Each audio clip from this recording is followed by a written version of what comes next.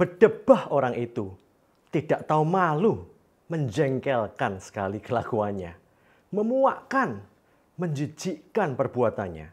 Sifatnya sudah busuk, sudah sakit dari sononya, sudah hancur hidupnya. Nggak tahu gimana lagi bisa diperbaiki, memalukan nama keluarga. Semua tingkah lakunya membuat miris. Tidak heran semua menyebutnya dasar bedebah. Dalam episode introduction dari seri baru berjudul Bedebah ini, kita akan membawa kita semuanya berpetualang menelusuri kehidupan para bedebah di Alkitab. Bagaimana pola tingkahnya yang membuat Allah sebenarnya punya 1000 alasan untuk membinasakannya saja. Namun para bedebah ini justru mendapat belas kasihan Allah dan justru menerima kasih karunia yang menjadikannya manusia yang berharga kembali.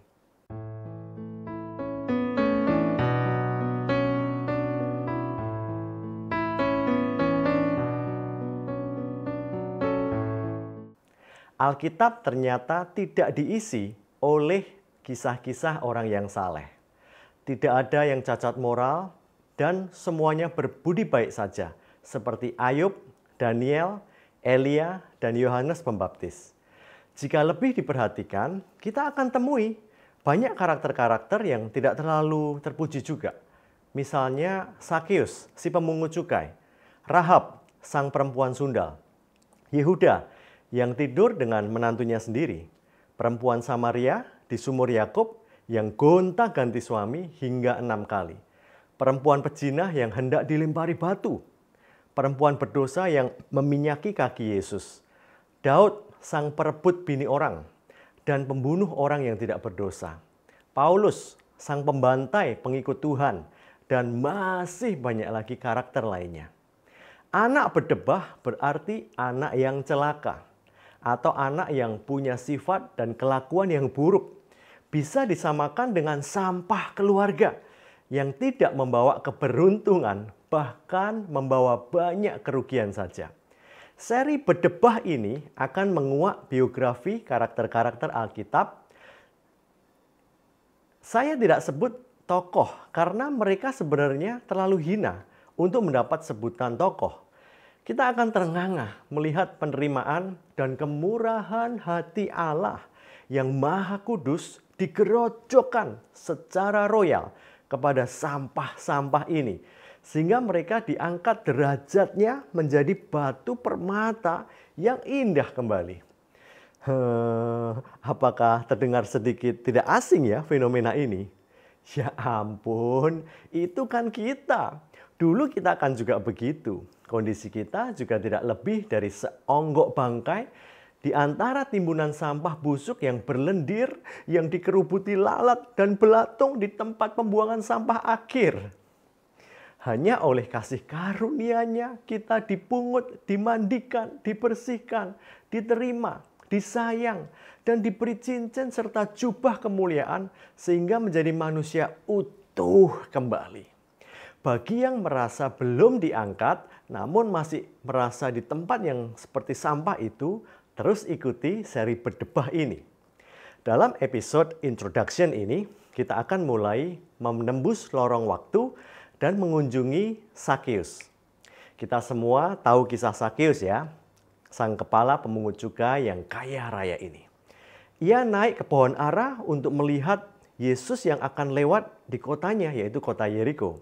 Yesus berbicara sejenak kepadanya lalu menumpang di rumahnya. Kisah yang super singkat yang hanya ditulis di Lukas dan tidak ditemui di Injil lainnya ini, biasanya kan suatu kisah yang sama itu ditulis di Injil Matius, Markus, Lukas, dan Yohanes.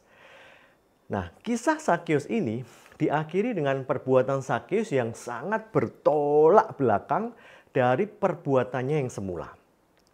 Sakeus tidak hanya memungut cukai, tetapi dia adalah kepala yang membawai banyak sekali anak buah pemungut cukai yang lain. Para pemungut cukai saat itu bekerja untuk kekaisaran Romawi dan dibenci karena kerjanya itu palakin atau memeras rakyat. Jika anak buahnya saja begitu korup, apalagi kepalanya. Sakeus kaya karena hasil perasan pajak dan cukai sebagian besar untuk memperkaya dirinya sendiri. Setoran pajak dari para pengusaha zaman itu sangat gede. Karena apa? Kegiatan produksi dan ekspor balsam dipusatkan di kota Yeriko itu, di mana Sakeus menjadi kakanwilnya. Karena gampangnya duit yang dia kumpulkan secara licik itu, ia menjadi makin tamak. Awalnya hanya memalak sedikit, lama-lama nggak puas. Maka aksi premanismenya makin menjadi-jadi. Anak-anak buahnya diharuskan setor uang haram itu juga kepadanya. Uang hasil rampasan ilegalnya makin banyak. Dia bisa membeli apa saja yang diinginkannya. Dia sudah nggak peduli dengan halal haramnya uang itu. Dia sudah dikuasai cinta uang dan kerakusan. Seperti para koruptor zaman sekarang. Citra diri dan nurani dikorbankan demi memuaskan ketamakan jiwa yang begitu mencengkram. Itulah ciri khas dosa. Seperti lumpur, di mana makin bergerak, makin kita tenggelam lebih dalam. Dosa juga menciptakan lingkaran setan. Orang menutup dosanya dengan dosa baru. Dan mencoba lari dari rasa bersalah dengan justru melakukan dosa yang makin dalam lagi dan makin hebat lagi. Sakeus tidak hanya memuakkan sesamanya manusia. Perbuatan jahatnya sebetulnya juga memuakkan Tuhan Yesus yang Maha Kudus itu. Tidak ada yang akan protes jika dia dijebloskan ke dalam penjara dan dihukum mati saja. Karena korupsi disertai pemerasan adalah kejahatan yang luar biasa atau extraordinary crime. Hidupnya adalah sampah masyarakat. Jika dia hidup, banyak yang nggak suka. Jika dia mati, pasti banyak yang bertepuk tangan. Adakah di antara kita yang saat ini merasa seperti Sakeus? Kita sendiri yang tahu perbuatan-perbuatan jahat yang kita lakukan di masa lalu dan masa sekarang. Setiap hari kita dikejar-kejar rasa bersalah. Kita takut bertemu orang. Kita takut melanjutkan hidup. Saat siang hari kita menunggu kenapa malam tidak segera tiba. Saat malam hari kita sulit terlelap dan mengharap agar fajar segera menyingsing. Kita hidup tapi kita sudah kehilangan esensi hidup itu. Zoe atau kualitas hidup yang hakiki itu sudah tidak pernah datang menyapa di teras pintu hati kita. Kita ingin mentas dan keluar dari hidup yang tidak mulia ini. Namun nggak tahu gimana caranya. Mengakhiri hidup sudah sering terbersit di pikiran ini. Ayat 5 dari Lukas 19, ketika Yesus sampai ke tempat itu, ia melihat ke atas dan berkata, "Sakeus, segeralah turun, sebab hari ini aku harus menumpang di rumahmu." Nggak ada loh pengikut perjalanannya yang memberitahukan asal-usul Sakeus kepada Yesus. Yesus sudah pasti tahu segala sesuatu mengenai tujuan perjalanannya. Nggak pernah dia itu iseng atau mampir ke suatu tempat yang tanpa tujuan. Ke Yeriko bertemu Sakeus pun sudah jadi agendanya. Jadi kurang tepat sebetulnya jika Sakeus yang dapat penghargaan di sini. Karena kehausannya dan imannya melihat Yesus hingga dibela-belain sampai manjat pohon ara. Wah, sama sekali saat memanjat itu, Sakeus belum ada maksud membagi harta haramnya kepada orang-orang miskin. Hatinya masih terikat dan gak mau melepas hasil dosa yang dia kumpulkan selama ini. Dia hanya memanjat untuk melihat orang apakah Yesus itu. Jadi hanya curiosity atau rasa pengen tahu saja.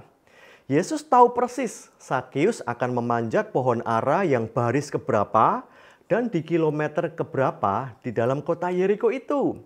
Yesus selalu berkata, "Hari ini aku harus menumpang di rumahmu." Ada kata harus di sana. Ini makin membuktikan bahwa Yesus itu sebetulnya tidak secara acak berkunjung ke Yeriko. Jika dia berkata harus, dia berarti sudah punya rencana khusus. Jadi Tuhanlah yang sebetulnya berinisiatif terhadap penyelamatan Sakeus ini. Sakeus hanya menurut saat ada dorongan hati untuk memanjat pohon itu. Kata harus bahasa aslinya dei, yang berarti suatu kepentingan yang mesti digenapi untuk mencapai sebuah tujuan. Berarti Yesus sudah punya rencana keselamatan untuk Sakeus, dan rencana itu dei harus digenapkan. Bagi kita yang bingung mau melangkah atau bagaimana untuk mentas atau keluar dari hidup kita yang kacau balau ini sebuah kabar baik. Bukan kita yang berinisiatif memulai, biarkan Tuhan yang memulainya. Tugas Anda adalah membuka hati, merentangkan tangan yang terbuka lebar-lebar dan merangkul Kristus di dalam hidupmu. Maka Kristus akan mulai memanggil namamu dan menyuruhmu turun. Karena Kristus harus menumpang di rumah rohmu. Saat Kristus menumpang, segala sesuatu menjadi terang dan harapan baru itu akan terbit. Lihat, Kristus lebih suka berurusan dengan orang-orang yang bermasalah. Sampai membuat kesal orang, seperti di ayat 7. Tetapi semua orang yang melihat hal itu bersungut-sungut. Katanya, ia menumpang di rumah orang berdosa. Karena konsep orang Yahudi mengajar bahwa orang suci seperti Yesus itu seharusnya kumpulannya ya orang suci saja. Mereka terganggu kalau ada orang suci bergaul dengan orang berdosa. Memang Yesus itu kontroversial ya. Dia jarang kumpul-kumpul dengan orang-orang suci dan ahli-ahli Taurat yang terpandang. Percayalah kawan. Kristus adalah sahabat orang-orang berdosa, orang-orang lemah, orang-orang kecil, orang-orang terpinggirkan, dan orang-orang yang tanpa harapan. Job description dan kesukaannya Kristus adalah mencari dan menyelamatkan yang hilang, seperti tertulis di ayat 10. Ayat 8, tetapi Sakeus berdiri dan berkata kepada Tuhan, Tuhan, setengah dari milikku akan kuberikan kepada orang miskin. Dan sekiranya ada sesuatu yang kuperas dari seseorang, akan kukembalikan 4 kali lipat. Dari mana Sakeus dapat angka setengah milik dan 4 kali lipat itu?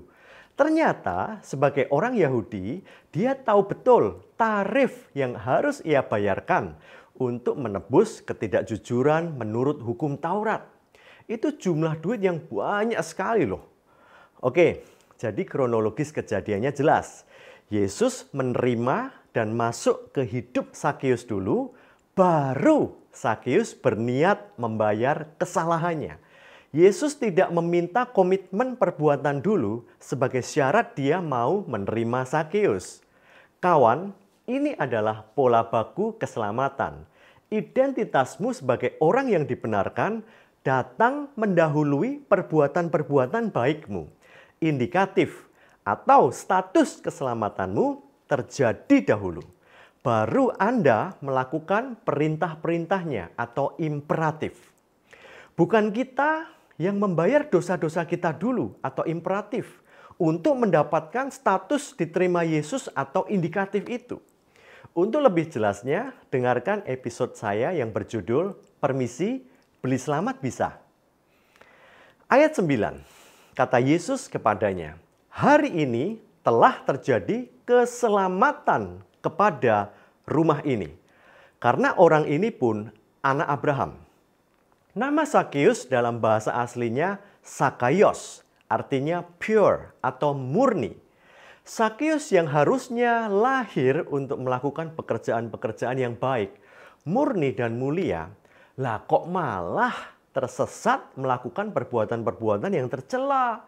Pekerjaan Tuhan adalah mengembalikan manusia menjadi baik sesuai tabiat yang sejatinya. Saudara, jika Anda menyerahkan hidup Anda kepada Tuhan sekarang, maka seburuk apapun kondisimu, Anda bisa dipulihkan. Yesus mau menerimamu apa adanya. Seri Berdebah ini sengaja dibuat untuk menyajikan kasih Bapa yang royal. Dia menghambur-hamburkan kasihnya yang murah, namun tidak murahan itu, kepada kita yang merasa diri kita ini berdebah. seperti banyak karakter-karakter Alkitab itu. Ikuti episode selanjutnya agar kita tidak rendah diri dan tidak hilang harap. Semoga seri berdebah ini bisa membangkitkan harapan Anda kembali. Tuhan Yesus memberkati.